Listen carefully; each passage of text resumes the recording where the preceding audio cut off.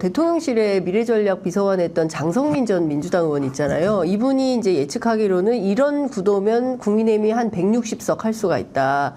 그리고 또 국민의힘 일각에서는 민주당이 100석 이하 가능성이 있다. 이런 전망이 나옵니다. 그래 사실 안 갑니다. 그래 안 가요? 그래 안 갑니다. 결국은요. 네. 135석 양당이 135. 그쯤으로 간다. 지금은 이제 무소속 나오는 무소속 연대나 개혁신당의 힘들이 많이 떨어지잖아요. 네. 그다음에 이제 비례대표도 뭐 지난번 17석, 18석 네. 비슷하게 갈 거예요. 네. 비슷하게. 근데 네. 이제 국민의힘은 네. 저끼리 다 해먹겠다. 예. 그런 좀 뭐라 그러니까 허황된 꿈을 꾸고 있고 네. 저끼리 다 해요.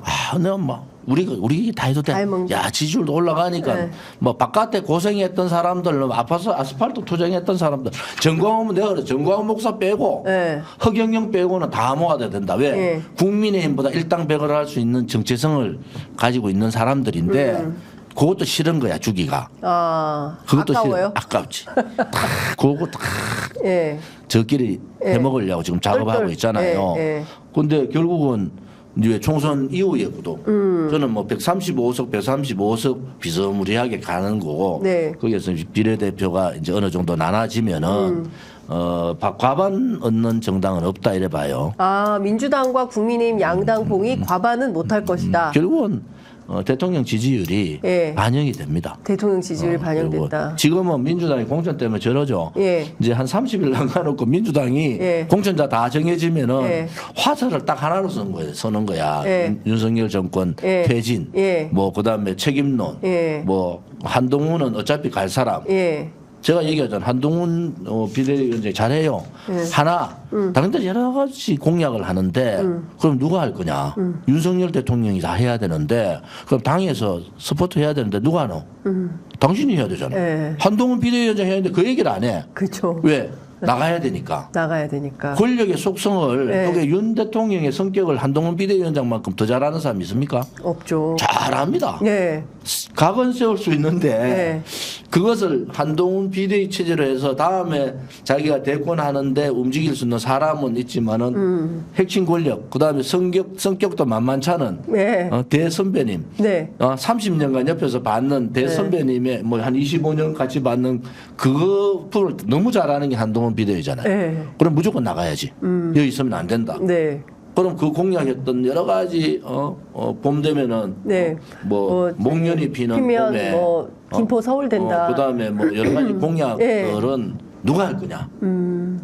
한동훈을 믿고 있잖아요. 예. 많은 국민들 한동훈을 믿고 있고 그래서 책임 정치도 예. 한동훈 비대위원장이 그 부분까지도 예. 내가 말씀드린 공약까지도 제가 다 실천하겠다라는 그러한 그 자기 희생. 네. 한동훈 비대위원장은 내가 뭐 정권에서 탄압을 받았다 뭐 문제 이렇게 하지만은 국민을 위한 희생은 아니었어요. 네. 개인의 희생. 그렇게 개인의 입장에서는 좀 불이익을 받았지 몰라도 네. 국민을 위한 희생. 그냥 내가 국회의원 출마 안 하겠어.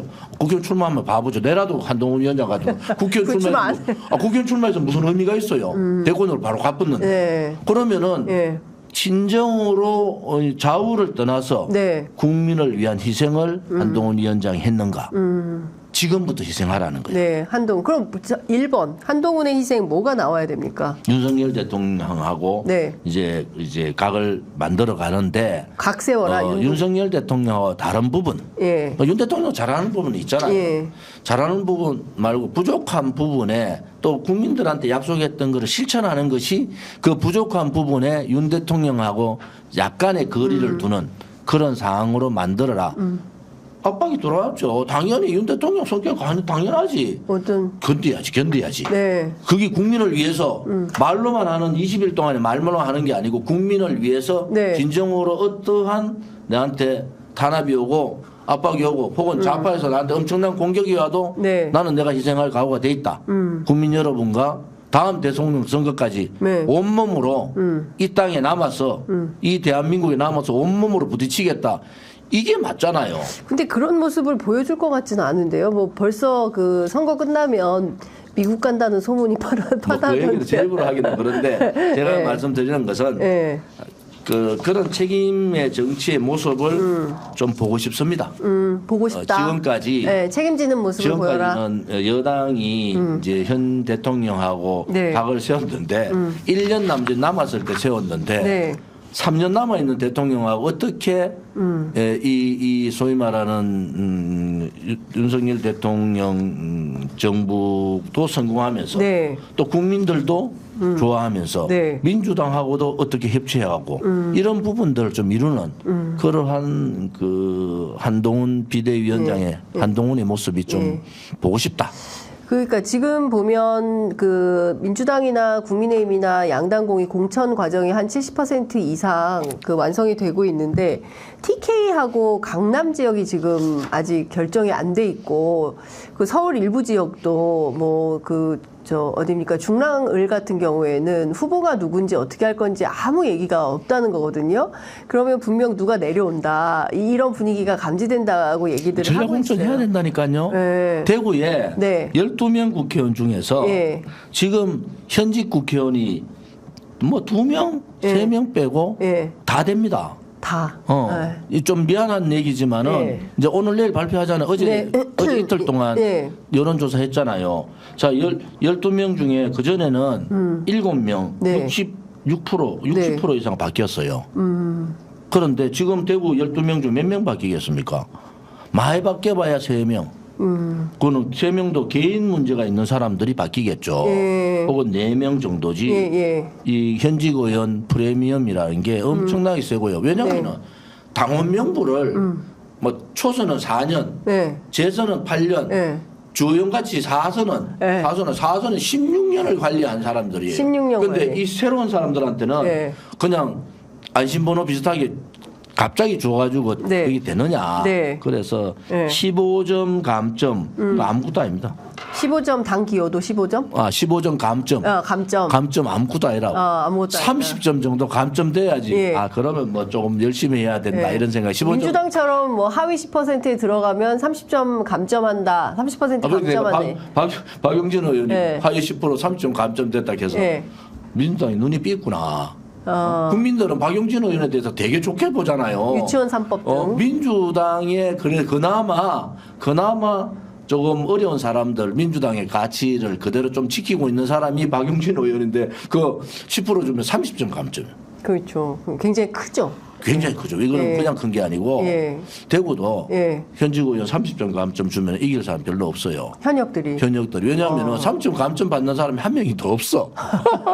줄 수도 없어. 예. 그러면은 이제 오늘 주호영 의원은 주호영- 15점 감점. 예. 주호영 의원은 어떻게 경선에서 살아 뭐 돌아올까요? 제가 얘기 드렸죠. 다 살아온다. 다 살아온다. 그것은 예. 현역들 다 살아온다. 개혁공천 아니다. 예. 이준석 말대로 예. 비만 고양이들이 다 살아오는구나. 비만 고양이가 다 지금부터 살아온다. 살 좀 빼라. 그러면 이 비만 고양이들이 어쨌든 다시 또 22대 국회를 구성을 하게 되는데 그럼 이분들이 남아서 윤석열 대통령과 김건희 여사 방탄 역할을 또 하겠네요. 할 수 없이. 안 하지. 안 해요? 자기 오. 공천 줄 사람들이 아닌데. 이제 끝난 이제 거예요? 1년 지나 보세요. 예. 지금부터 예. 선거 4월 10일 예. 내년 딱 4월 10일 정도 되면은 예. 등 다 돌리고 보이지도 않는다고. 그래서 내가 걱정하는 게 윤 예. 대통령 용산이나 예. 그다음에 한동훈 비대위도 자기가 막 지금 인기 좋은데 그 3년 못 가거든요. 3년 못 간다.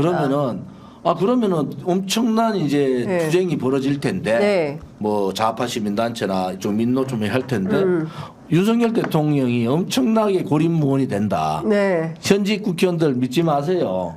자기 공천 주지 않는 대통령 네. 말 안 듣습니다. 말 안 듣는다. 예, 지금은 공천 때문에 다 숨죽이고 있지만 그럼 1년간은 네. 표정 관리하고 1년 지난 다음부터는 전혀 다른 상황이 벌어져서 네. 그래서 우리 공화당하고 같이 가야 된다 했는데 뭐 말을 못 알아들으니까 방법이 예. 없지. 그러면 내년 봄 되면 그 대구에 공천받은 사람들 전부 등 돌리고 아예 등 돌리는 게 아니고 활동을 안 하지. 가만히 있어야지. 가만히 있다가 네. 한동훈 같이 또 새로운 사람 나오면 그 줄 서면 돼요. 제가 가잖아요. 예. 아니 홍준표 대표할 때 홍준표한테 제일 먼저 박수 치고 막 물개 박수 치던 사람들이 예.